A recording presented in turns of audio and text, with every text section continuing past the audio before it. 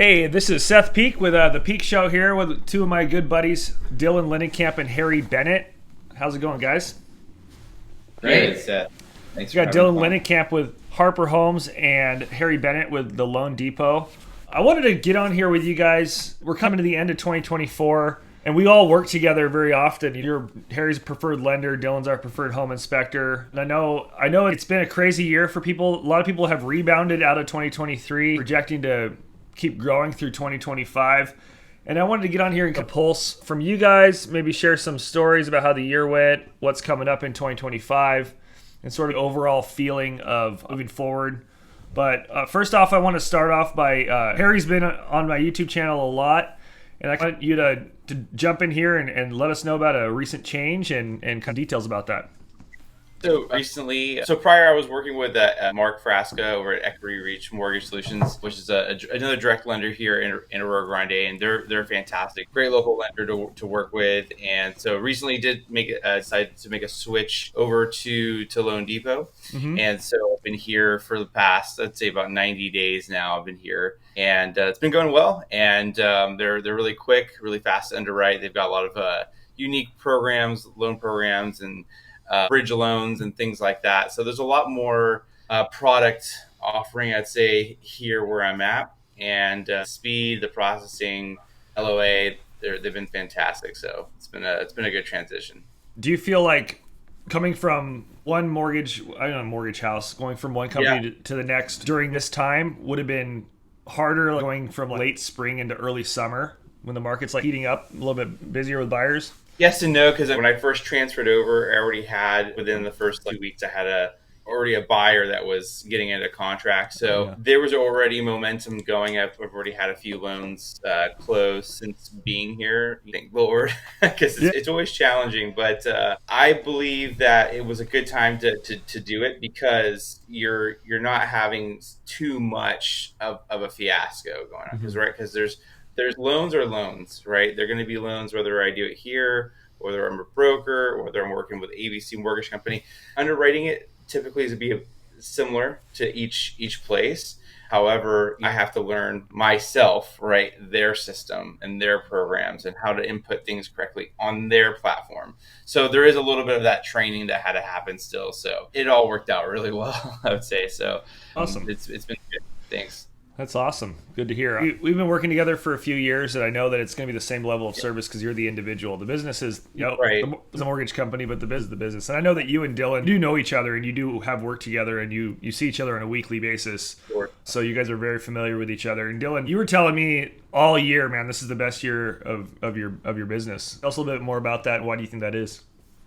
Yeah, for sure. I think there's a couple things. Ironically, if you look at, as you said, this like units sold this year, it's actually been a little bit of a down year. 200 more so far than 2023, though, in the county. Correct. Better than 2023. But as the overall average, it seems like it's been a little bit down. But I think for me, the big factor has just been my level of market share, which I think there's just a couple factors to that. I think one is just some home inspectors kind of slowing down and retiring, and then just I finishing up my 4th full-time year, and so really feel like just kind of finally fully hitting that stride of just working hard to build my business the last 3-4 years, getting agents that you trust, because it's that snowball effect where it's like I bring in year over year those new agents I picked up plus the ones from the year before, and then it just keeps compounding on itself. So I would say that's kind of been a big reason for me, I think, in my success this year, 100%.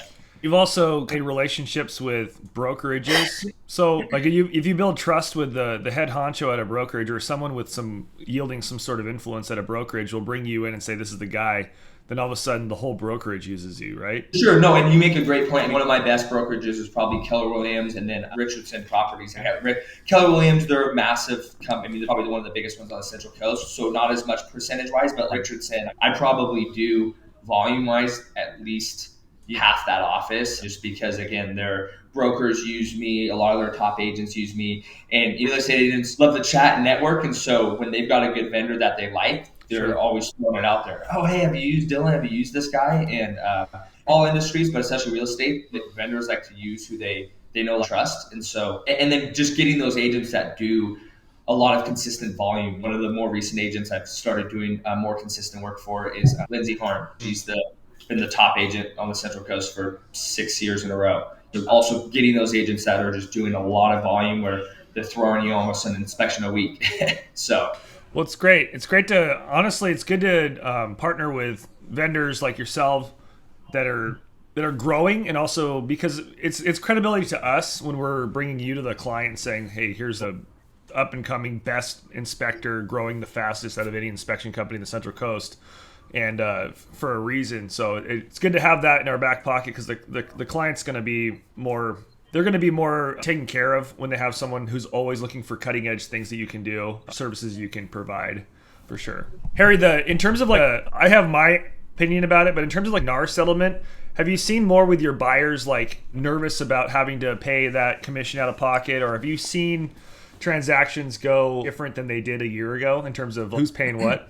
Not really. The conversation usually, it depends on how the conversation, if it was done sloppy in the beginning, then they feel that there's a lot of, the buyer could feel that they're not being well informed, and then they're caught off guard. Like the wool's being pulled over their eyes. 100%. Yeah. So it depends on how the conversation started, and if it was laid out by, you know, it's realtor's contract with the buyer, or the brokerage's contract with the buyer. But at the same time, the lender, I try to explain there is that piece there, but if you have credit coming back from the seller is going to pay for it. And usually 9 times out of 10, the agent's really good at explaining that document pretty well. And then whatever, if they are responsible to pay, I've had an instance where the buyer was responsible to pay a half of a point, right? Half of the sales price, because the seller didn't want to pay that 0.5%. And they were well aware, and we put it down on our estimates, so that way they could see how much cash to close they're going to have. So it just depends on how well the conversation went in the beginning. We explain it either way. We're going to work to get them the best deal that they can, whether or not we have to figure out where that commission comes from. You have our set amount as a realtor, as Karen and I, the Peak team, that we have like, this is our fee, and we haven't had an instance where it has been any different in terms of, you just put in the offer what the terms are, and generally we haven't had much of pushback at all. And same thing when we have a listing. We've had a few listings since September, and it's been like kind of a learning curve, but every agent is learning at the same time. Even if we found that if somebody works for a large brokerage like Remax or Keller Williams, and they have like a whole learning system where they're all being taught the same word track of what to say and how to handle this new NAR settlement, even a lot of them are just like, I'm not sure. Even their bosses, the broker of record, is unsure. It's like this very weird gray area, but it's all working out, and I think it was much ado about nothing, honestly. In the end, it ended up being just, we can still serve our clients just as well. Do you think, Seth, that clients even, or a lot of clients that you've worked with at least, are even aware of the settlement? Because I feel like that's the other thing. So many people, buyers know business as usual, but they don't know the difference. Generally, we've picked up a few buyers in the past month or so, going into the winter, and we're working with one, and they're first-time home buyers. I think Harry spoke with them on the phone a month and a half ago or something like completely green. It's just a lot of buyers are coming in. They have zero insight into the real estate process. And so the last thing they're going to do is be up to date with the news about the National Association of Realtors lawsuit. People don't key into that kind of thing. You know what I mean? There's people in town here that don't even know who their mayor is and who their city council is. Like, people don't pay attention to stuff that doesn't affect their day-to-day until they have to. So that's when it comes like realtor, the lender, even someone like you, Dylan, being in the process, you might have more. Someone might ask you about it because you're less intimidating than a realtor or their lender. Let's ask the home inspector and see what he thinks. But most people don't have an opinion about it until they have to deal with it. But I wanted to talk about the market itself too, because months of supply is around 3 right now. So you're basically like 4 to 6 is a healthy months of supply, and I think that is still an indicator of a seller's market for certain price points, for sure. Right. In like $500,000 to like $1 million range, it's totally a seller's market around here. But the median days on market are still like 14 on average in the county.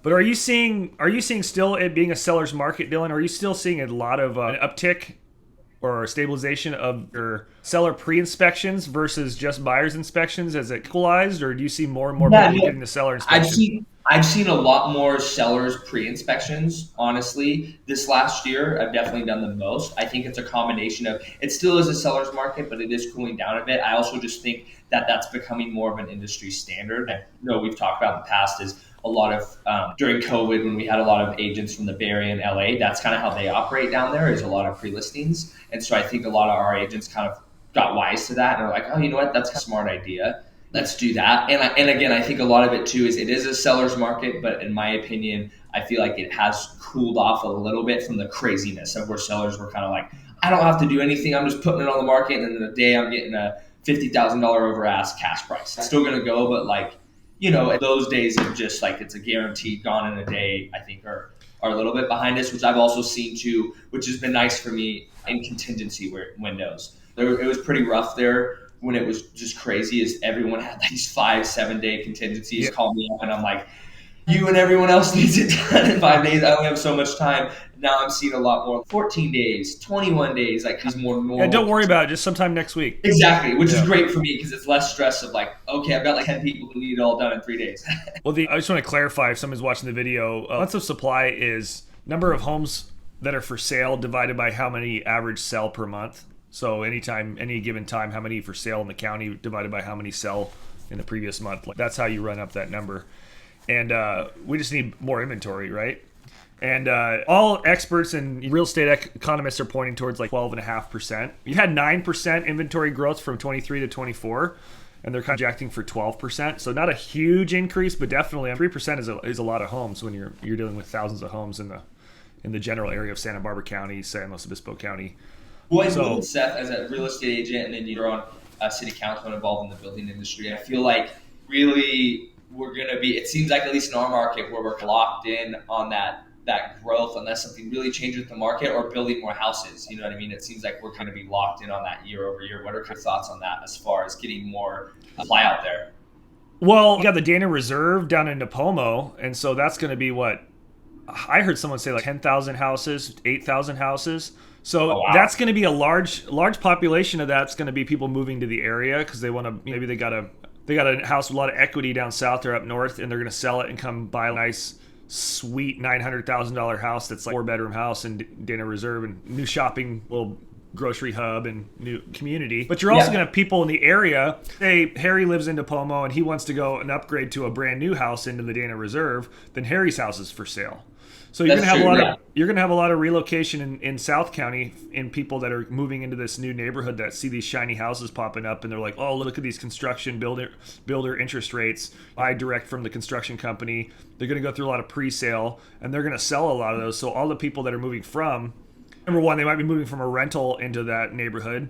But I would imagine a lot of people aren't moving from a rental into the new Dana Reserve unless it's like affordable housing tracts or sections. Right. But so you're going to have a lot of in-county relocation. You might have some of that up in North County too. Obviously, those houses are going to be built next year, so it's not like this is next year's inventory issue. But anytime we have new developments, which were more rare in Tascadero area, but it's up and coming in Paso, out Creston, out Niblick at the end of Niblick. Going on. So whenever a lot of people are going to relocate within the area, and so then their homes will be available for sale, and so that's going to uptick the transaction count. I think that in general, California, especially coastal counties, we don't see as much of a devaluation like you do in maybe parts of like northern Florida or parts of Georgia or the outskirts of Tennessee, where a lot of people have moved to, but then now they're calming down. They're not moving as quickly. But 12% growth from this year is quite a bit. It's generally, people always say like, oh, if you're a Republican, you're stoked right now. Trump won, so all the Republicans are going to spend money.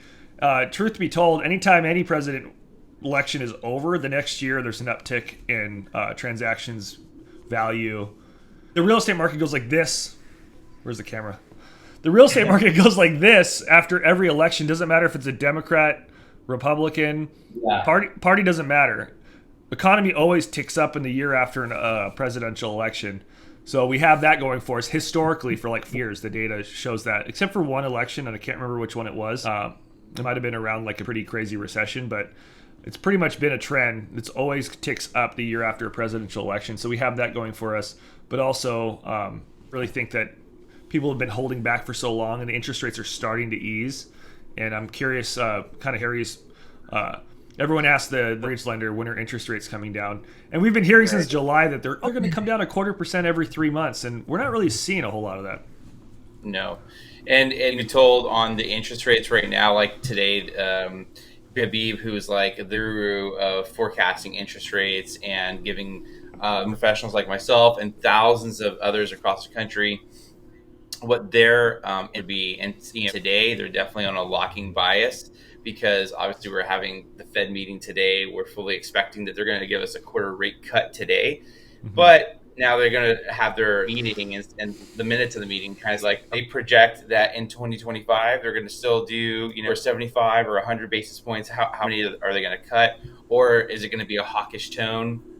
Like they're going to give us another 25 cut, but then kind of say, hey, is it really warranted? Watching the data, and everything's still changing, and inflation's still on the looking the other way. So there's a lot of like day to day. It's still day to day on interest rates. I feel like it's always going to be day to day. I don't see, unless start really seeing like really decline. I don't know if we're going to see something in the high fives. I don't think that's going to be on the in 2025, but at 6 range. I think if we get into anywhere with a 5 handle, you'll start seeing like a ton of activity, right? 5 handle meaning on the lower part of 6. Yeah, if you see anything with a 5 in front of it, 5.99 or 5.87, you're going to see a lot of buying activity. You'll see a lot of refinance happening, because it's going to commence. And what we're really seeing right now too is a lot of equity seconds, right? For people wanting to tap into their equity and pay off, because like the debt out there right now is huge. Yeah, the highest amount of debt we've ever had, and it's in credit cards. A lot of it's in credit cards. You've got student loans, you've got payments and things like that. So it's all piling up, and it's kind of, we refinance this whole thing, or can we just get the equity out and then interest rate against just like a second mortgage? But to answer your question about if it is coming down, it's a tough one to say. I think if I say is going to be wrong if I give you the rate and the date, but I would feel in January, I do feel in January we will get good reports, and you will see rates come down a bit in January. But as of right now, it's definitely backpedaling a bit. So Harry's hot take is the political route, and you're not sure. We'll see what happens. January, like in January, the reports will come in more favorable for our housing numbers. Yeah. All right. Well, I mean, interesting, Harry. You're kind of like the emotional side of it, and Seth, you're talking about the election, because that was pretty crazy. The market, I've noticed, just like how bumpy, just how honestly people's feelings about how things are. I had a really weird November for me, or end of October into November leading up to the election. I had a couple weeks that were like slowest weeks I've had, and I couldn't even remember. And same thing, it was almost like with the feeling around the election and everything, people were almost just like their breath, waiting to see what happens. I feel like that's always kind of the unknown in real estate is. Only have a presidential election every 4 years, so depending on how long you've been in business, like I only encountered, this is my second presidential election since I owned a business, right? And so the first one was COVID. And so it was a totally weird year anyway. So the housing market was kind of cranking no matter what. And my painting business was just cranking all the way through the fall during election season. But yeah, this like to people respect my mentors have been in business for many years. They're like, yeah, this year felt like an election year in terms of like end September to the middle of November, everything just slows down. Painting, home improvements, home inspections, mortgages, real estate. People weren't buying cars. Like so many different things that people were just like, oh, I'm going to wait. And then you saw like election the next day, the market just going boot, like exchange and crypto, everything just going up because a lot of pent up like waiting to invest, waiting to do this thing. And then the thing's over and they're like, oh, no one's dead. There's no rioting in the streets. Let's spend money again. And just like their wallets start just opening up again. Yeah. And so we see that now with buyers coming out of the woodwork now that have been waiting, and also people calling and saying, hey, we might be getting ready to sell. We've been talking about it for 2 years with you. Or people going like, I spend money on my house and get my house painted, or I'm going to X, Y, and Z. So looking forward to 2025 for sure. I know that I like to align with guys like you because you guys are both hustlers. And if you have a vendor, like a mortgage lender or a home inspector that works as hard as like kind of guys, then you're getting a good product because they're always on their A game and up to date. Hard to know as a consumer when you're calling someone that you're getting someone who is seasoned and is constantly on a daily basis like their A game. I know that we partner with guys like you, But also, I think it's really important for whatever realtor you work with that you are working with a realtor that has partners that are on their A game and they're not flip-flopping between a bunch of partners. We say this all the time, is that stick with one vendor partner if you can. My duty is I have to give them a couple options, right? Usually as a realtor, you have to give your fiduciaries like a couple options, but really steer people towards who I know, like, and trust. But a lot of people that might be watching this now or in a few weeks or a couple months, and they're in a different part of the country. And I know that what's great is I know that Harry, being with Loan Depot, he's going to go like, you're in Illinois, I can't help you, but there's like this lender in Illinois that I'm tied with that I can network with you and get you over there. And I know that Dylan is in professional home inspection network. And likewise, right? You have people that you can refer that are in different states that you can't service, or even different cities and counties, correct? Yes, I definitely have people, and even just, it sounds dumb, but even just being an inspector myself, is I've had people ask me for family members, like, hey, what are those things I should be looking for? When I'm researching a home inspector, I'm called, what are those questions I should be asking, I think, which can go a long way. It's like, hey, here's what you should look for. Here's those specific questions to ask when you're kind of pick someone, that kind of thing. For sure. Likewise with real estate, it's like a couple different networks that people are vetted. If they're in these networks, they're not schlubs. They're not just like up in like for leave. Well, if you're in a national development group that costs a certain amount of money per month, most likely you're not just around doing nothing every day. So the referral network is pretty vast as well. And so if you're watching this video and you're like, dang, I need a home inspector, a lender, and a realtor, just send me a DM and we can connect you with someone. I just wanted to say thank you guys. I know I want to respect your time. It's first thing in the morning. I know we all have to go out there and make our calls and make our home appointments and everything. But I wanted to thank you guys for coming back on, and wanted to just make sure that we can stay in touch through this year. I know we'll see each other around the county, but just wanted to appreciate you guys coming on here and sharing your expertise. Until next time. Any last words? Any remaining thoughts? Any last words? Well, thanks, Seth, for putting this together, and Dylan. It's always nice to hear your voice, and definitely enjoy working around both of you. Guys are the top A game, so I really appreciate your insights for what you respectively do. You guys are awesome, so it's great to work around you guys. Cool, Dylan. You got a busy day heading to Napomo. Yeah. Busy day, yep. Thanks for having me on, Seth. As usual, it's always great. Especially good to see you, Harry. It's always great to chat about the market, and it's always nice to be able to talk with other professionals that they're seeing in the industry. It's kind of also can be kind of nice sometimes to just bounce off of, hey, I've kind of noticed I've been a little slow here. What's your feeling? It's kind of nice sometimes to get almost that reassurance of this is just time of season. I also wanted to say that looking forward to having Dylan back on in the near future to talk about his new product. I know we didn't really get into it, but I think it was better to have a separate episode for that. But his new home for keeping track of the maintenance on your home is going to be pretty rad. So looking forward to hearing about that. But you guys have an awesome day. Have a great holiday. Merry Christmas next week. And if you're watching this in the future, I hope you had a great New Year, and we'll talk to you soon. Awesome. Bye. Thanks.